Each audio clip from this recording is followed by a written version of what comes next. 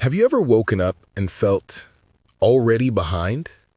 Before the day even begins, your mind is flooded with worries, regrets, unfinished goals, and a quiet, sinking sense that you're chasing something invisible. Most people start their mornings reacting to their phones, to deadlines, to noise, but the Stoics believed that how you greet the morning determines how you live your entire life. Marcus Aurelius wrote, "When you arise in the morning, think of what a precious privilege it is to be alive, to breathe, to think, to enjoy, to love." But let's be honest, most mornings don't feel like a privilege. They feel like survival. So today, let's explore 10 morning rituals every Stoic should practice before 9 a.m., not as routines for productivity, but as disciplines for peace, presence, and inner strength. Number 1. Wake before the world does. Before the chaos begins, rise early, not to race ahead, but to reclaim silence. In the first light of dawn, the Stoic finds their advantage. Solitude. Seneca warned that life is very short and anxious for those who forget the past, neglect the present, and fear the future.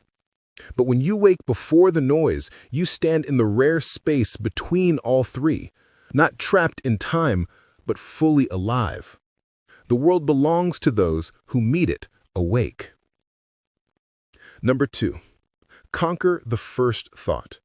Your first battle isn't with the world, it's with your own mind.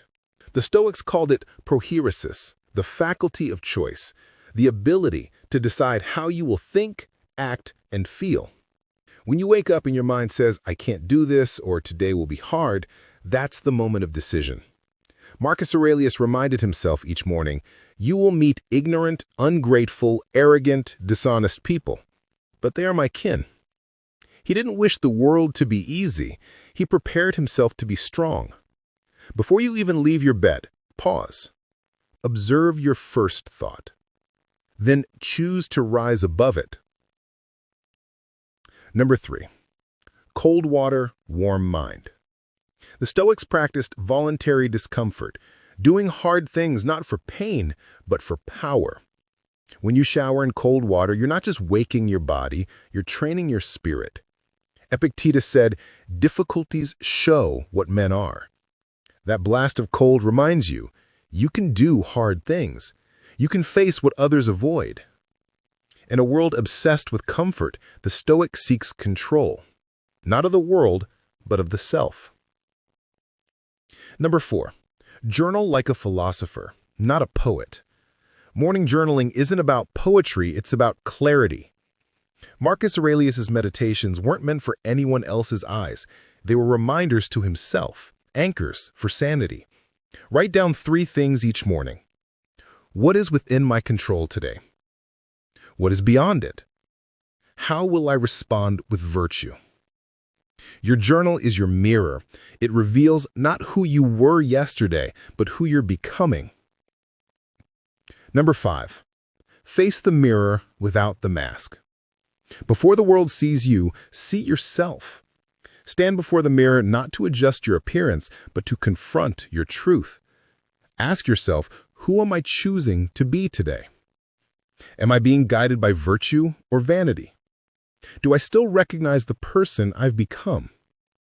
The Stoics believe that self-deception is the first step towards suffering. You can't live honestly if you can't look honestly. So, look. And if you don't like who you see, decide to change before breakfast.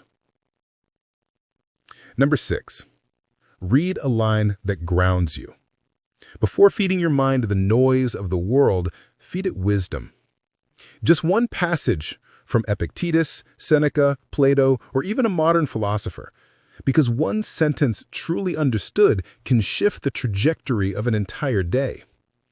Plato wrote that the part of the soul that loves wisdom must rule. And that means you must choose every morning what will rule you, distraction or discipline. A single line of truth is enough to armor the mind against 1,000 lies. Number 7. Move with intention. The Stoics saw the body as a servant of the mind, To master one, you must respect the other. Your morning movement doesn't need to be brutal, it needs to be mindful. Stretch, breathe, walk. As you move, remind yourself, this body is the instrument of your reason, not your ruler. Epictetus, born a slave with a crippled leg, still walked in freedom, because he knew the mind's power transcends the body's pain. Each breath, each step is a reminder, I am not fragile. Number 8. Practice voluntary stillness. Before the noise consumes you, stop, sit, breathe. The Stoics meditated not to escape life, but to engage with it better. They called it premeditatio malorum, the premeditation of evils. Close your eyes and imagine everything that could go wrong today. Not to breed fear, but to build resilience. If you can accept it before it happens, nothing can surprise you. When misfortune strikes, you won't say, "Why me?" You'll say, "I was waiting for you." Number 9. Rehearse death, embrace life. Memento mori, meaning remember you must die. It sounds morbid, but it's the most life-giving reminder you can have. Each sunrise is borrowed time, and the Stoic sees every morning as a small resurrection, a gift to do better, love deeper, and live truer. Bonhoeffer, writing from prison, said, "The ultimate test of a moral life is not how you act when things go well, but how you stand firm when they don't." To remember death is to cherish breath. You don't control how long you live, only how awake you are while you're alive. Number 10. Enter the world as a warrior of calm. By 9 a.m., the rest of the world is running. But you walk. You've already conquered the chaos within. You've trained your mind, calmed your spirit, embraced discomfort, faced truth, rehearsed death, and chosen virtue. You don't need to control what happens next because you've already mastered the only thing that truly matters, yourself. As you step into the world, remember what Marcus wrote. Waste no more time arguing what a good man should be. Be one.